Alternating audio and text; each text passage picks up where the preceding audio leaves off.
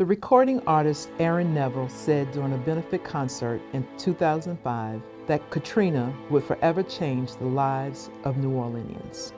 That statement stuck with me then, and it still rings true in 2025. Growing up, I heard my parents talk about Betsy and Camille, about how bad those storms were, how families pulled together and helped each other recover. Katrina was different.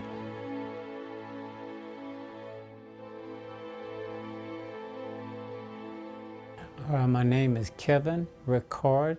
I am a communication dispatcher working in the operations control center. I remember leading up to it, we had one of the most beautiful springs that we ever had. I mean, just some picture perfect weather days and everything else. And being a supervisor, I was blessed to be out with there supervising my streetcars and everything else. And I say this because I remember all this vividly leading up to Katrina. The whole week. By the time we made it through the summer and everything else, I think we had one little minor tropical storm that hit a couple of months earlier that we made it through that, no real damage. So storms are what we do. This is New Orleans, all right? We have hurricanes. You have faith in the system that you have around you that everything is going to keep you safe and secure and you're able to recover from it. But this is New Orleans. We do hurricanes. Alonzo Booth, manager of Operations Control Center. So I was a paratransit lift operator at the time. I was hoping it wasn't going to hit here. One, trying to avoid it. The agency was in preparation of it because just so happened the agency was in negotiation with the union at the time too. So we had negotiations going on. So we kind of had like both things going on, trying to get what we want from the contract as well as an operator and as a union member, but also at that time thinking about at home, getting my wife together, kids together, just in case if the storm starts to track our way, what we were going to do, because we were also being asked at the time, the agency, the RTA, was asking for those volunteers to help people to evacuate, bringing them to different shelters. At that time, it was the Superdome, so they needed people to transport people to the Superdome. Tremaine Jackson, communications dispatcher. The day that I found out Katrina was heading our way was actually on the 27th, that Saturday, because I had been at the hospital for the previous week with my daughter, who was giving birth to my first grandbaby. So we had been at the hospital since the 18th. We had been at the hospital and I had been off. So I called in. When I turned the TV on, actually, I saw that we had a Category 5 headed to New Orleans. And the first thing I told my mom, she said, well, she doesn't watch the news like that anyway. So I said, well, we need to be making a move. So I called the station to find out what mode we were in emergency mode yet. And I was told that the mayor hadn't called emergency situation yet. I said, well, I'm not coming in. I'll just stay on standby because I was on the emergency team. They never called emergency.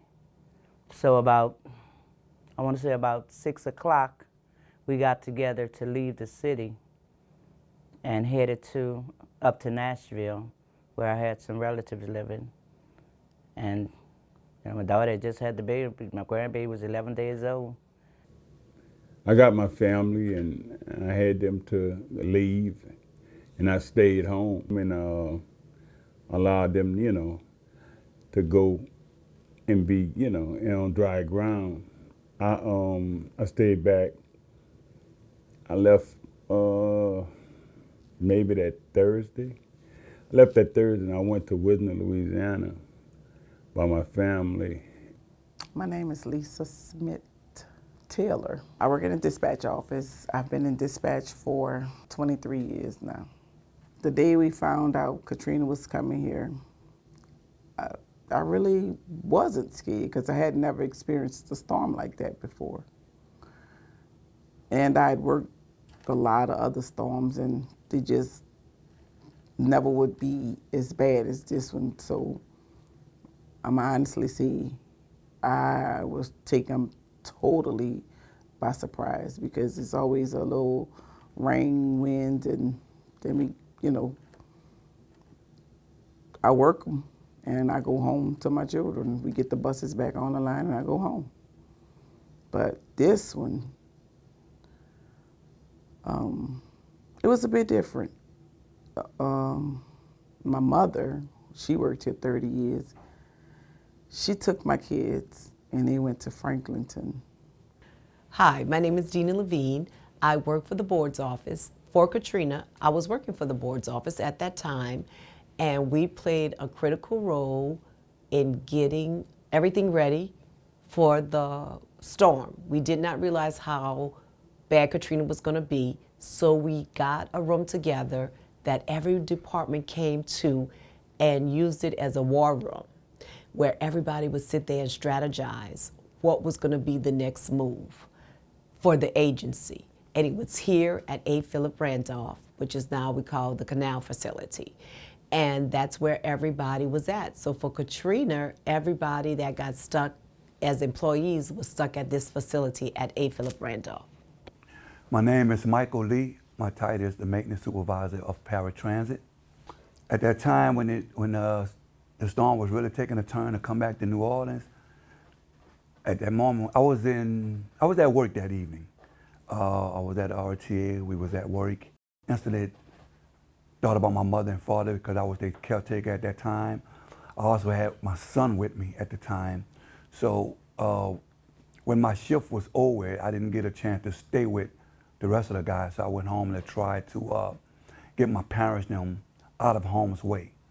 Yeah, my name's Howard Amos. My title is maintenance instructor.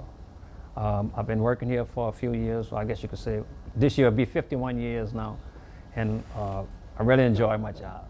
Well, I was looking at the news. Margaret Orr scared me half to death when she kept telling me that if you got a good enough car, you need to leave town. And she was telling me we was gonna have like about a 21-foot surge. So I went outside with a tape measure and measured how high that was gonna be by my house because I had a second story. I said, well, I gotta go because I knew the water was gonna be up over the second floor. So I decided, I came over here to Canal Station to bring my bike. Couldn't leave it because I didn't have enough space. It went down in the drink over there in East New Orleans right there by the canal. But anyway, I decided to leave on that Sunday after I left here at 1:20 that afternoon, and I got on interstate. I wanted to go east, couldn't go east. I wanted to go west, couldn't go west. So the only way I could go was north, Highway 59. And I just took Highway 59 all the way until I got to Meridian, to a service station and sat there. Couldn't get no hotels, nowhere, everything was filled up. So I decided to continue to go, and I wound up in Nashville. That's where I wound up at. Donald Limer's mechanic, in charge, 44-year employee. We didn't think the storm was coming this way because some of the people were saying, oh, it's going to Florida, it's going to Florida. So I came to work that Sunday. I got to work about 1 o'clock. So we secured this building, and our manager said we're gonna hunker down at Canal Street. So we all left New Orleans East and came to Canal Street. After we had them, took all the buses that we had and took them to the levee. So we came over here to Canal Street and we hunkered down here. And the rest is history.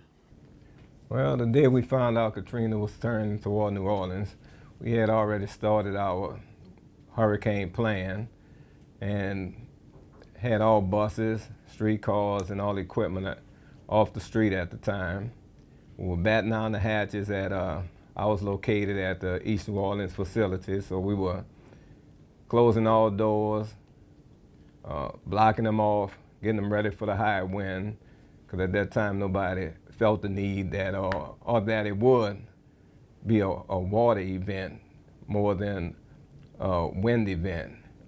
But later on that day when we figured out it was coming straight through, we didn't expect the water, of course, but we did expect it to be extremely bad.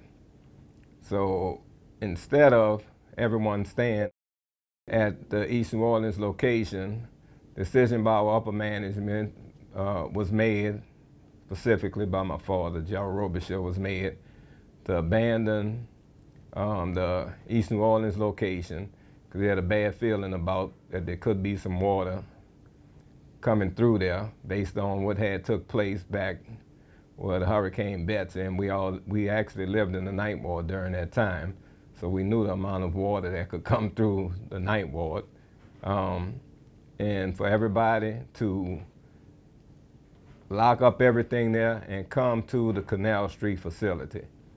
So that's what we end up doing, coming to the Canal Street facility.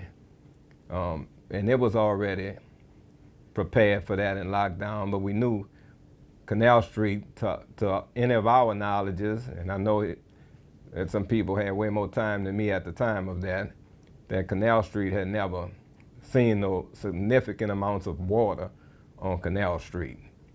So we thought we were safe with being at Canal Street. In your mind, you're like, it's gonna wiggle to the right, it's gonna wiggle to the left, it's not gonna hit us. You never think it's gonna hit you. So that whole week leading up to it, the storm hit, I think, on a Sunday night, Monday morning, on the 29th, the 28th, 29th. You're leading up to it.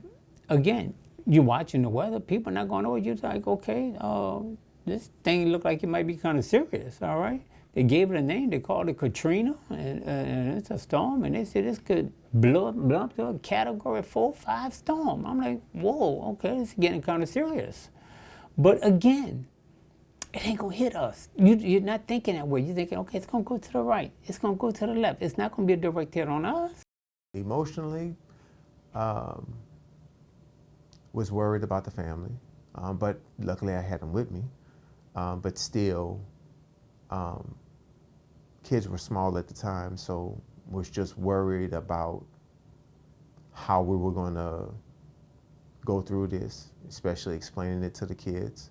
Because I had, Aiden was my youngest at the time, so he was a baby still in arms. I believe it was right around 6, 7 months. So he was my youngest, trying to make sure my wife was okay. But especially transporting the people we had, making sure they were okay. At the time, I had a lot of elderly on the bus, but luckily we had a nurse with us. So, just in case anything happened, but just making sure that we were being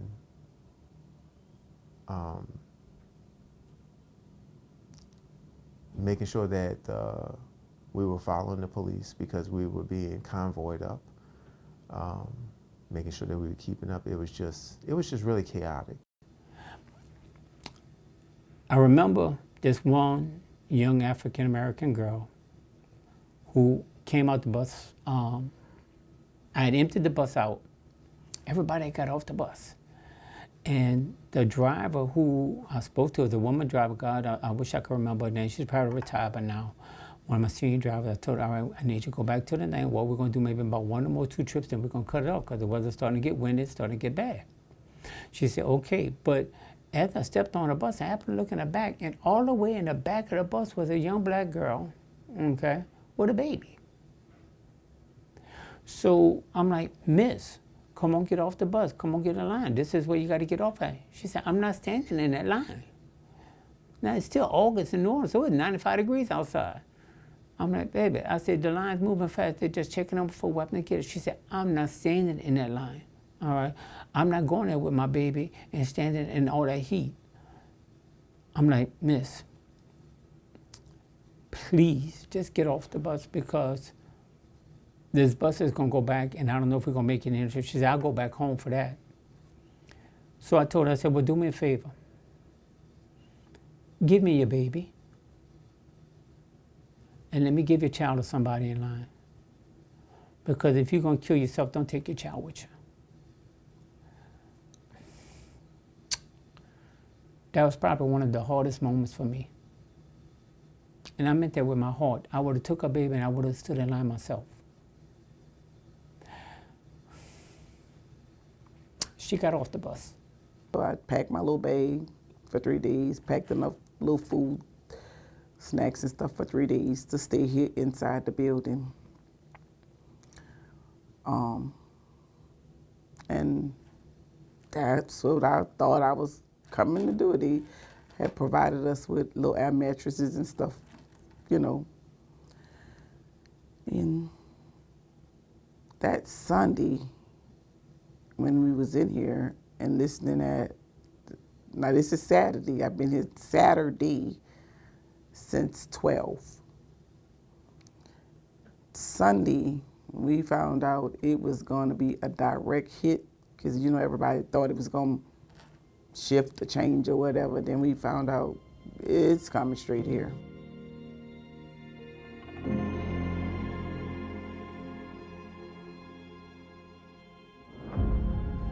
In August of 2005, I was still working in the private sector. I remember leaving the office on Friday thinking something was developing in the Gulf. By Saturday, it was clear the storm had grown. By Saturday night and Sunday morning, evacuation orders were in place. Back then, there wasn't strong coordination between parishes on evacuation timing, and the contraflow system was still a work in progress. The day the storm struck, my most vivid memory was total darkness, you know. And as the storm was passing through, the strong winds. I mean, we were camped out in a church and we heard everything.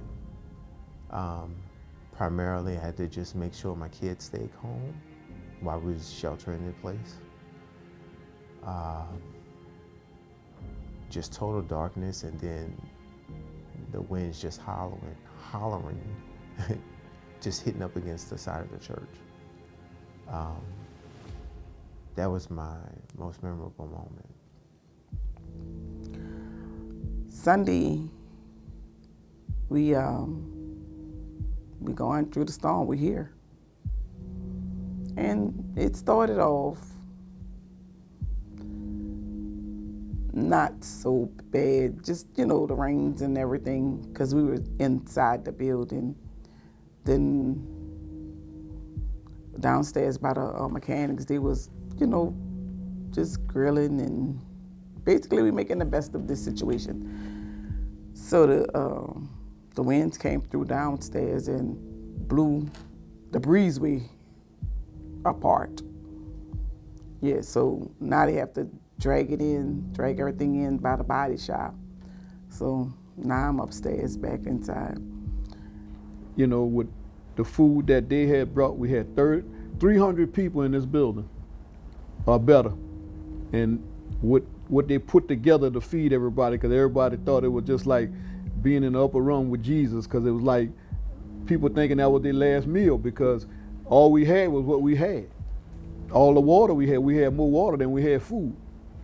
And we didn't know what was gonna happen, because I think it was Bill DeVille and Mr. Robichaud. They said that the governor was gonna send a helicopter to get Bill DeVille and Robichaud to bring them out so they could help us, but that never happened.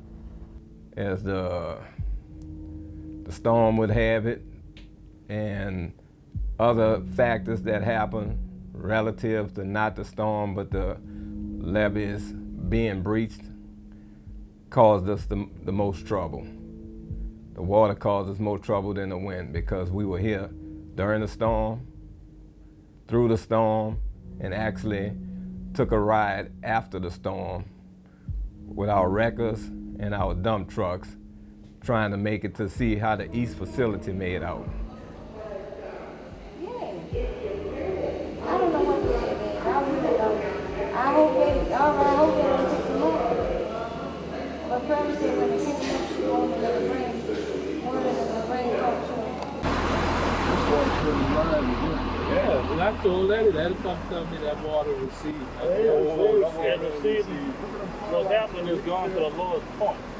Yeah. And the surge is over, and now it's going down by gravity.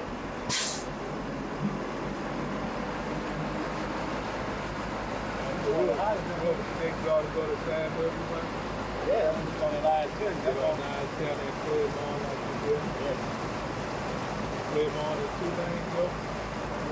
Yeah, we got a line 10 to go straight out to the evacuation.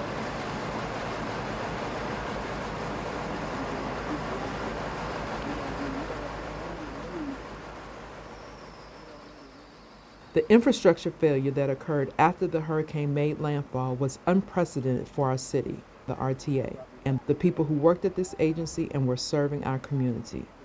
It exposed catastrophic gaps in systems at every level of our government. That failure had direct consequences for the RTA and the people it served. The assumption was that this would be another short evacuation. You pack a bag for 3 days and you come back. That had been the case the year before. Folks sheltered in the dome and came right back home. But the reality is, most people don't have money to evacuate on short notice.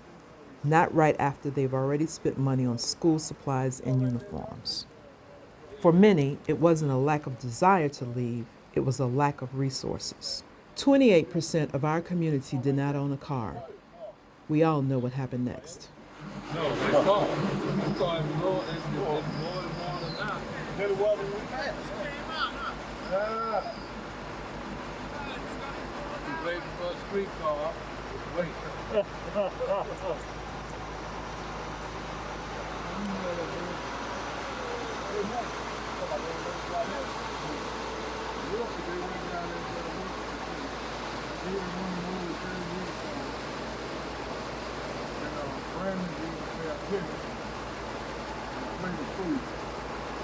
That's the guy that we saw jump? Yeah.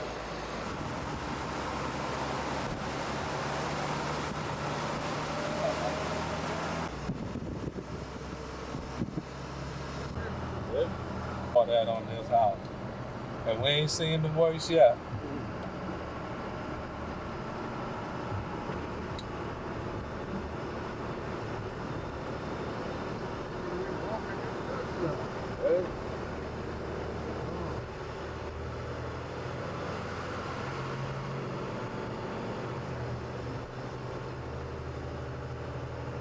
That's all those on the rooftop over there. You see that? See that?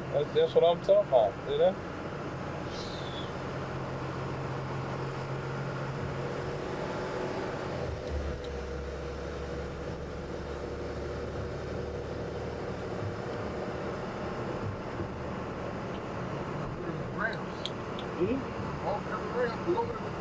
Yeah. Yep. There we are. They do right there. You can see it there?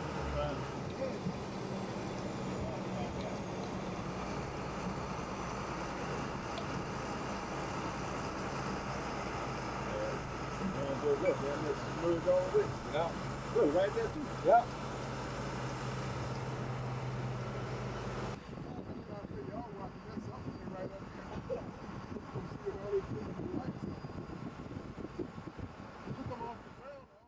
We made it to East New Orleans just by way of the interstate, and we could see what happened from the interstate. And we tried to go a little further to find out that even the interstate past Chef Mature was full of water. We couldn't even drive the big wrecker through it. That water never did stop. Overnight, we found out that that water kept inching up probably every bit of, because we measured it, every bit of probably 6 inches of water probably every 2 hours. It seemed like it would stop at that, and we all just kind of buckled down in place on the second floor and stuff. Then they woke us up about, I would say about 1, 2 in the morning, told us we need to move our wrecker and our dump truck because they don't know how high this water gonna get, and that's the only things we had to get us out of here at the time. The generators went out. I spent the night, that Monday night, on the roof of the parking garage on that non-skid surface. I spent the night. And let me explain something. I spent 5 years in the Navy. Then I did 2 more in the Coast Guard. I've traveled all around and seen some things. Probably one of the most nerve-wracking, I don't want to say I was frightened, but just when every sound you heard babies crying, you heard, distant gunshots, you hear so many different things, noises, because it's nighttime in New Orleans and everything is off. It was one of the darkest nights that I ever remember. You couldn't see from one corner of the parking garage to the other. You couldn't see in front of your face. So everybody's trying to find their way around with flashlights. It was so dark and so quiet, you could hear everything. Took a while for us to figure out that it really wasn't sending they want us to bat down the hatch, but that we needed to really get out of this building. So they came up with a plan to get us out. We had air mattresses and some other stuff that we had for the people who were working and who had to stay here as a result of their job. So we had equipment for them too, to sleep comfortable with the air mattresses and other stuff and food, but not enough for us to be in this building for days on top of days. So the decision was made that we would get out this building, and a group of them left with the air mattresses trying to get to the interstate. Myself, Will Mullet, who was our director of rail, my son, Lil Jock, and his grandson, Lil Chris, we all swam from this building out the back gate, walked till when we could walk, swam all the way over to Broad and Toulouse to Mark Major's brother house to get his boat.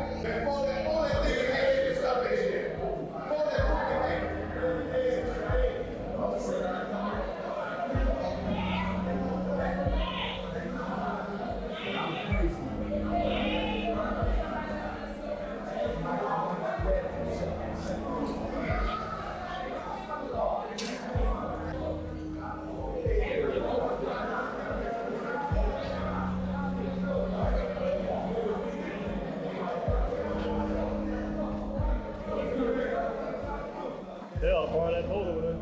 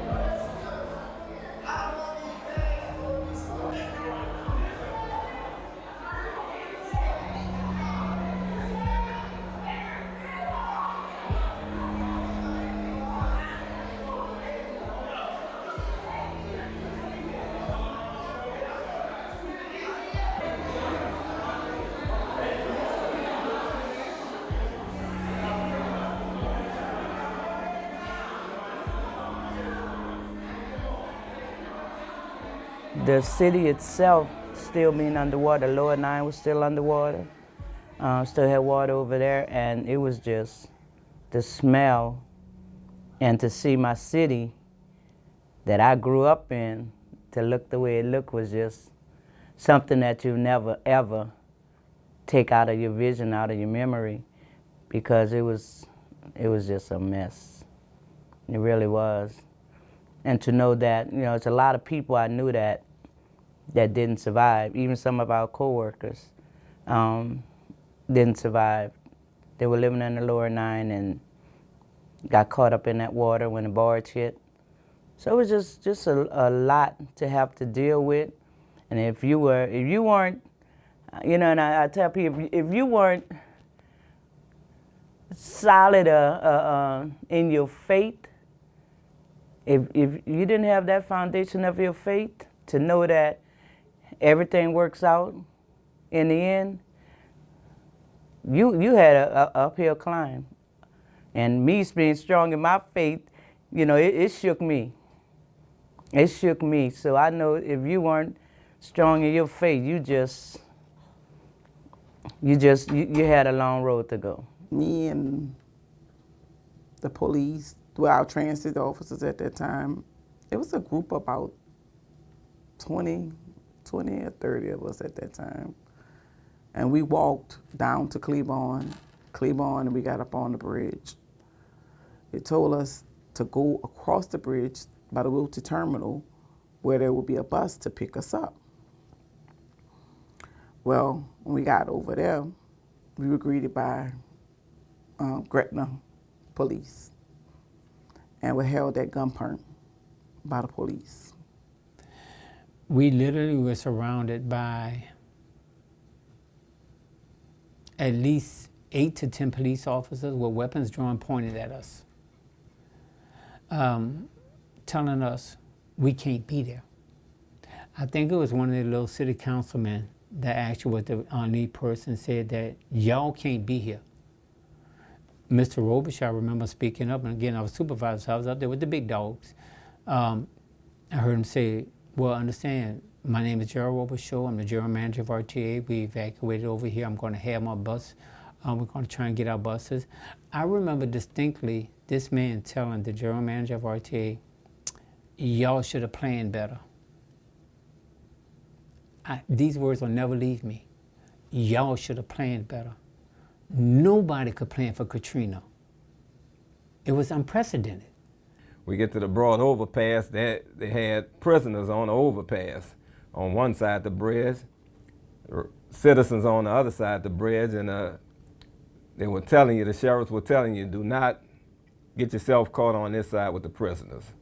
They said, we do not have time to determine who done made it over here, and we can't let prisoners get loose, so you'll be a prisoner to us. Make sure all your people get off and go to the left and not to the right. And so that's what we did. We did that till we know we had majority of the people out,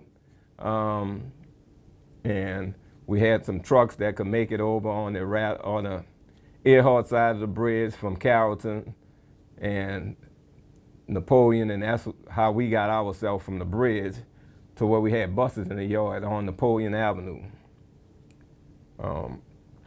From there, we all end up in Baton Rouge. We got a call that we will be needed to help rescue a nursing home, which we picked those folks up off of Williams Boulevard, exit on the I-10.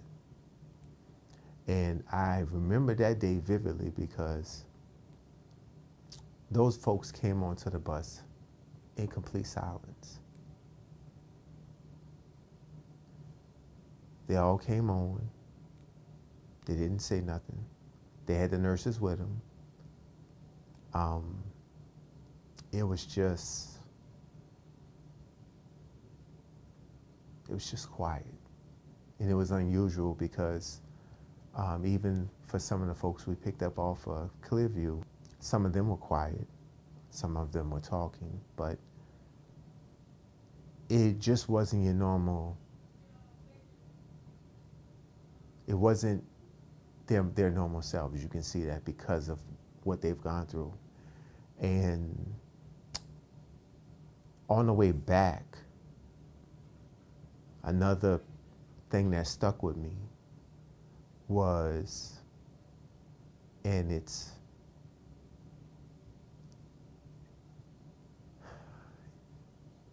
you would see a baby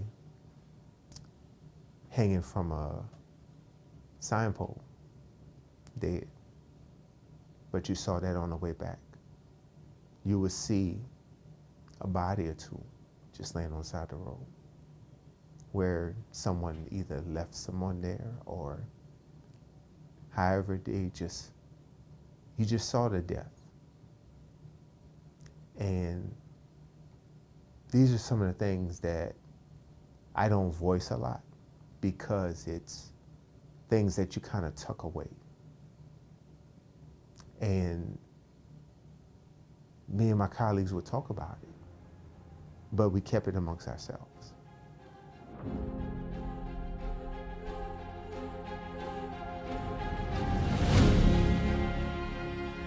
I joined the public sector in 2007 working on infrastructure recovery. It wasn't easy.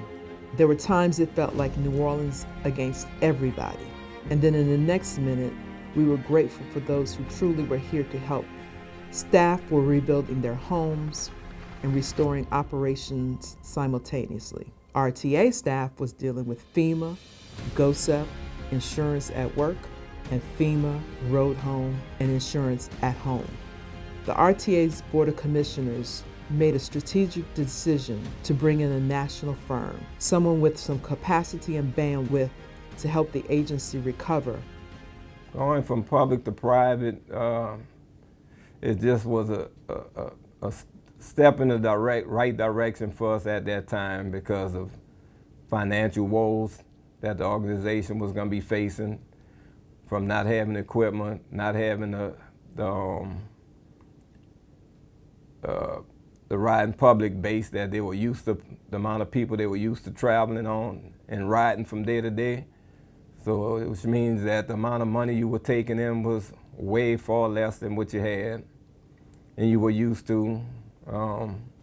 And to have a organization or a company like Veolia at the time, who was already well known in the transit industry, and some leaders for running operations as well as maintenance, and they had the financial backing with them to do this type of thing to help us get through that. It was definitely needed at that time.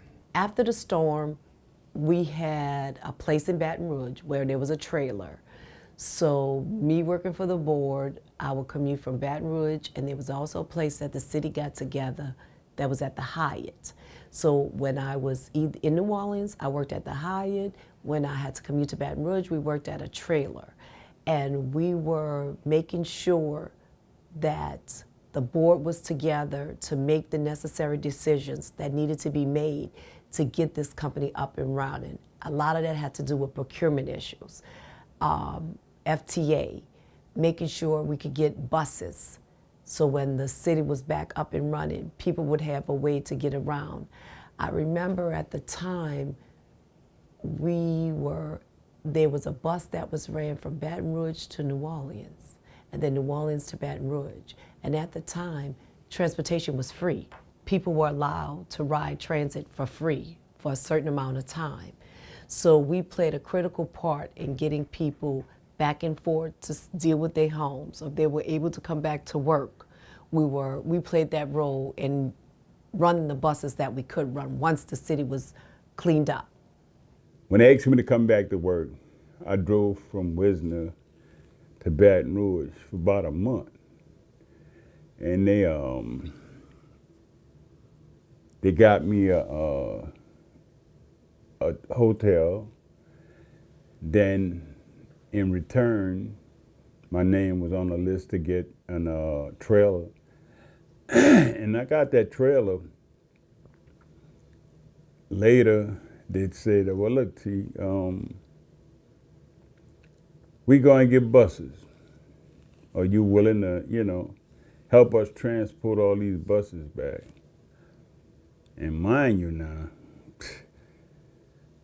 I'm like, yes, because I was tired driving to Wisner. I was tired of, working in Baton Rouge. The runs that we had in Baton Rouge and the buses that they choose to bring out there was really, they was dirty. They had been in a flood. You know what I'm saying? But we all got together and we cleaned all our buses when we was in Baton Rouge. When I got the call to come back, I had a hard time getting in touch with my boss. But when I got in touch with her, my boss was Miss Maxine Jones. She was our training instructor, director rather. When I got in touch with her, she said, well, Howard, you don't have a job in New Orleans no more. I said, what? I said, I'm being fired after all these years I've worked there. She said, no, there's no job. So she told me I had to, apply for unemployment. So that's what I did until she called me back. At the moment, we didn't really know how we was gonna get service back up and running. First, we had to get most of the equipment. We didn't know where the equipment was coming from. Do we have enough equipment to start the service? So it was a difficult task to do. But we managed what we had. We managed to do the service and what we had, and we just we got it done. She called me. She told me that everything's gonna start. We're gonna start back to work on November the 11th. And she said, well, I'm calling everybody one by one, according to seniority. And if you don't come right now, there's a possibility you may not come back for a while because we're going down the list. So I said I'll be there. So she told me to try to meet in Baton Rouge for the 11th, or November 11th. So I got to Baton Rouge. I think I left Nashville about 10 o'clock that night. I got to Baton Rouge maybe about 6 o'clock in the morning. And when I got to Baton Rouge, I had to meet at the Pig on Florida. I think it was Florida Avenue, I think. Florida Avenue? Yeah. So I got to the Pig, and I waited there until she got there, and then she told us all that what we was gonna have to do. And one of the jobs, my job was gonna be to come meet here and take a bus at 5 o'clock in the morning and go to Baton Rouge, and that's what I did. We really never got normalcy until we got back to East New Orleans, because we worked outside at Park and Ride, which was in the sun. You had nowhere to jack a bus up.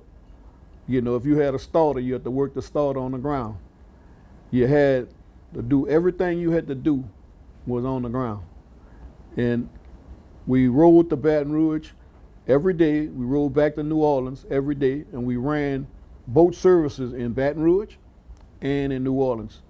The people in Baton Rouge were so glad to have us because they used to say, if you missed the bus in Baton Rouge, you just go home. But then when the RTA got there, we got what you call in between their bus schedules. And so if you missed the bus, RTA bus was coming. So they was glad to have us, but we was glad to be working. They put me on the road crew, and man, I've been through some cities from the East Coast.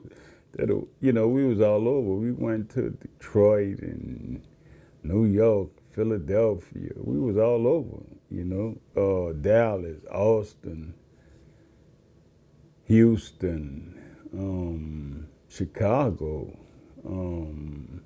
We even went to Virginia. We went to Virginia twice.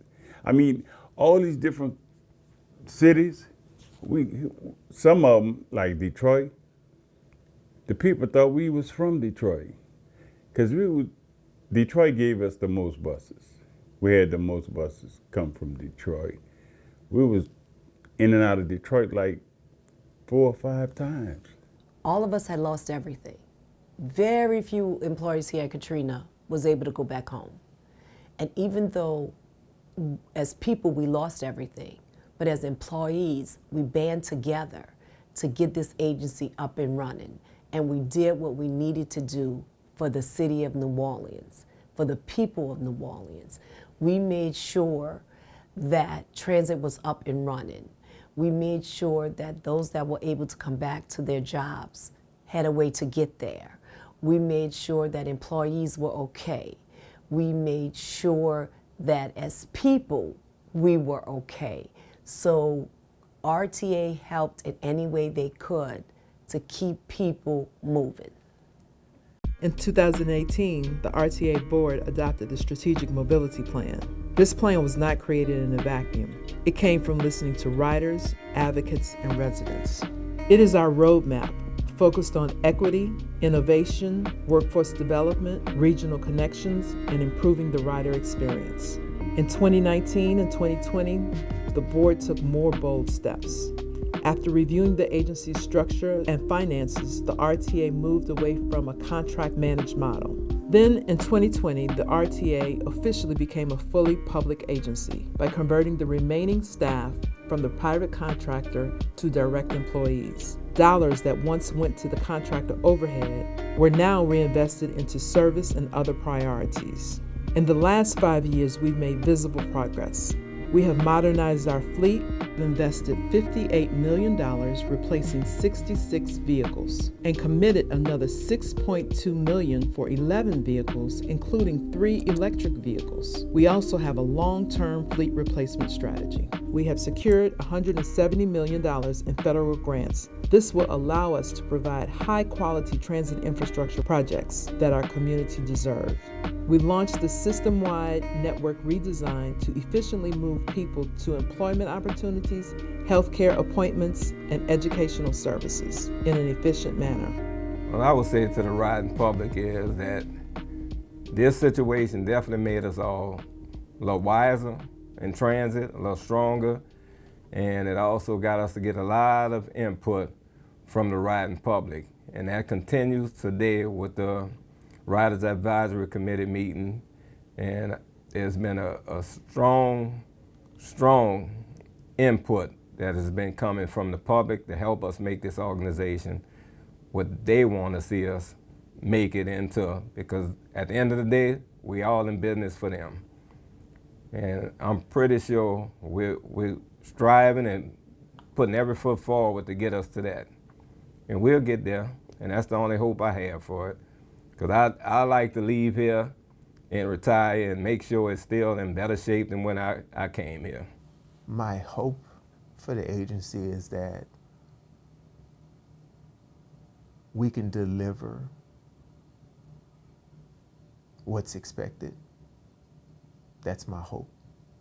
That we can adapt.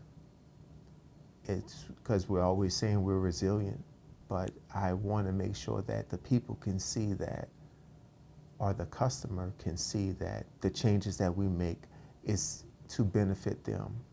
And from the customer point of view, I hope that we deliver what they need. Be patient with us. Be patient. We've come a long way since Katrina.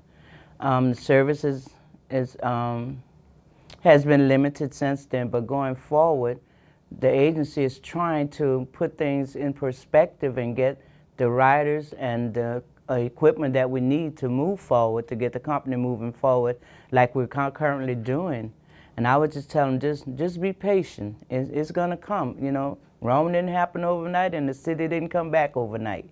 So we're basically trying to get everything in place to make sure that, you know, our riders are happy with the service that we provide. You know, I'm getting ready to retire, so I'm leaving it to the youngsters, but I'll be leaving it in capable hands. You know, we have some really good operators that do their job, and just be patient with them. Well, the agency gonna be here. You know, once we leave here, it's gonna be here. I mean, they're always gonna have a role for transportation in the city and stuff like that, because everybody, you know, can basically afford to have a car, have to pay the insurance, that premium that we basically have to pay right now, because it's not stagnated, it's basically always going up. So I think the agency is always going to be here. We just got to probably do a little bit better to make sure that people are a little bit more comfortable while they're out there using the service. Enjoy transportation, enjoy, you know, being in transportation, enjoy us, you know, serving you. Be a little bit more calm or patient, you know. We'll get you anywhere you gotta go, anywhere you gotta go. Let your voice be heard. That way you can see things happening, you know, positively, the way not you want it, but, you know, just the whole community. No matter what, we're still here for you. And we always will be. Because no matter what, I don't care if it's the Jetsons, all right? They had public transportation, okay?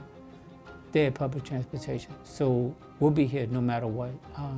Count on it. I think it's to the ridership out there, just keep on riding. The service is getting better, going to get better. We're doing the best that we can. We're going to make sure that our ridership is first, because they are precious cargo that we carry around. Understand that we're doing all we could do, and enjoy the ride, because we work hard to keep these vehicles running. The people of New Orleans are going to be the people of New Orleans. We're going to party, we're going to have fun, we're going to enjoy life. We're resilient. We're going to keep moving. We're going to do the things that we need to do to survive. We're survivors. We survived Katrina. We came back to this city not knowing what it was going to be like. We took that risk and we all built our homes again. We didn't know where we were going to be, what was going to happen, and the world at the time was against us, but we survived. As we recognize 20 years since Katrina, we honor the people who helped us recover, those who rebuilt service while rebuilding their lives. We don't forget the failures, we learn from them. We move forward with a focus on service, equity, and accountability. We still have work to do. The RTA today is not the RTA of 2005. And that's because the RTA family has and will never stop pushing to create the system that our community wants and deserves.